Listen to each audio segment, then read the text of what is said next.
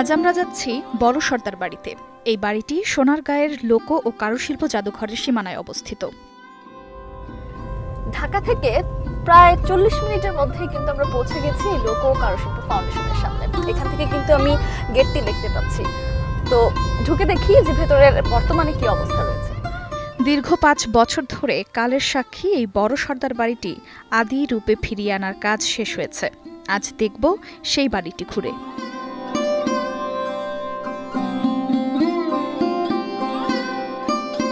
এই মুহূর্তে আমরা টিকিট কাটার লাইনে দাঁড়িয়েছি।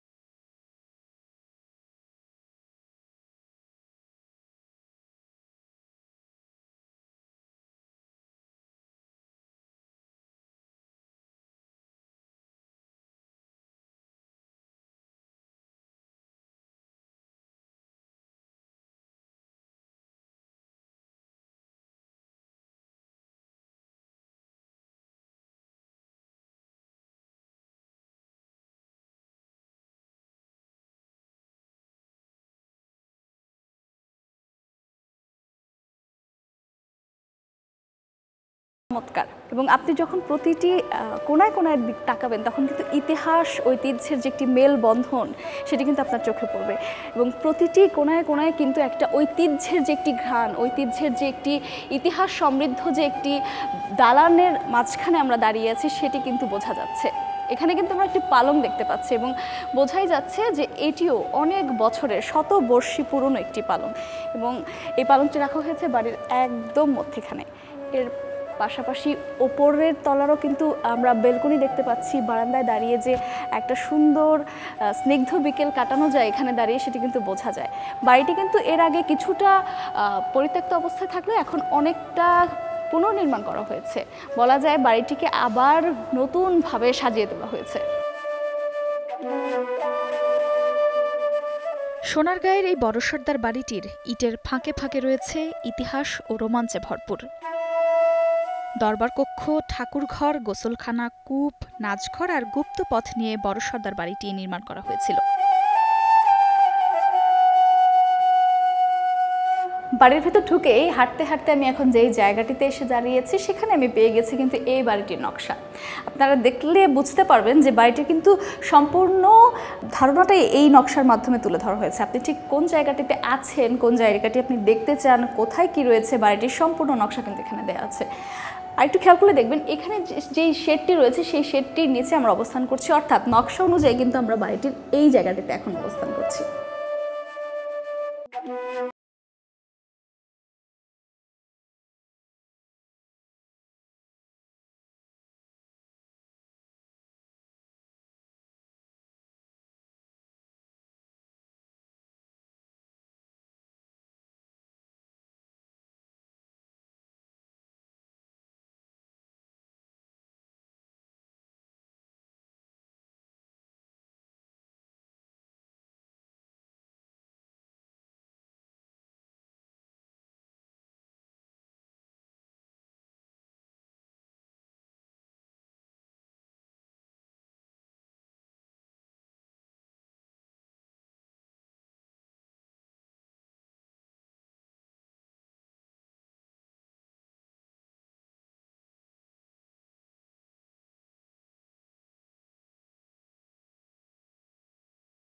সবচাইতে বেশি উপলব্ধি হচ্ছে সেটি হলো যে এই জায়গায় যারা আগে বাস করতেন তারা কিন্তু বিকেলের নরম রোদ পোহাতে পোহাতে 1 কাপ চা নিয়ে কিন্তু এই পুকুর পাড়ে বসেই গল্প করতেন, জমে উঠতো তাদের আড্ডা।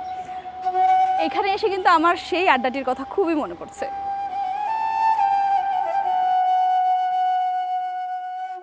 দালানের সামনের ইটের তৈরি বাঁধানো ঘাটের দুই দিকে দুজন ইংরেজ অশ্বারোহীর মূর্তি রয়েছে। মোট ২৭,৪০০ বর্গফুটের দালানটির নিচতলায় ৪৭টি এবং দোতলায় ৩৮টি ঘর রয়েছে।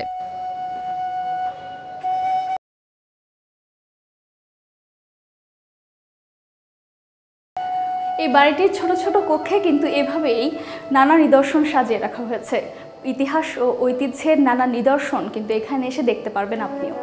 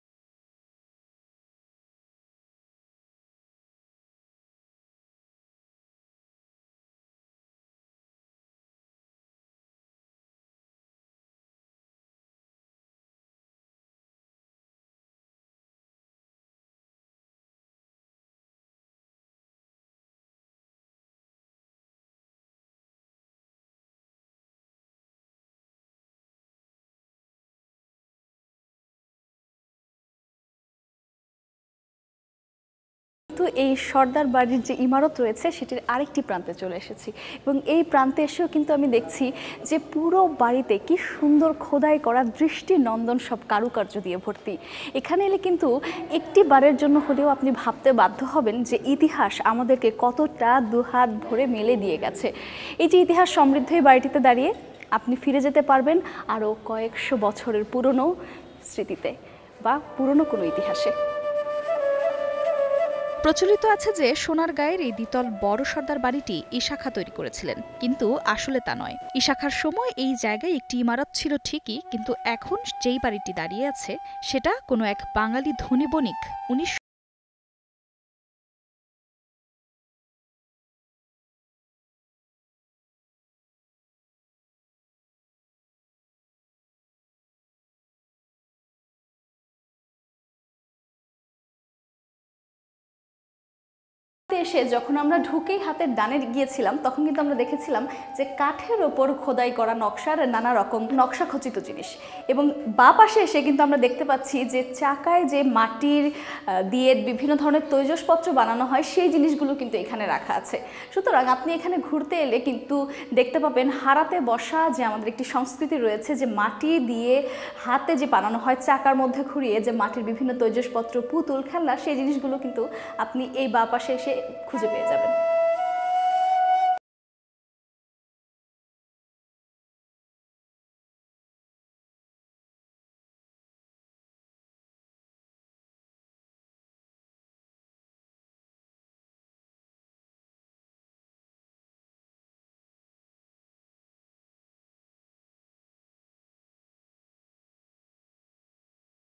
বাড়িটিতে ঘুরলাম, আমার কিন্তু দারুণ লেগেছে।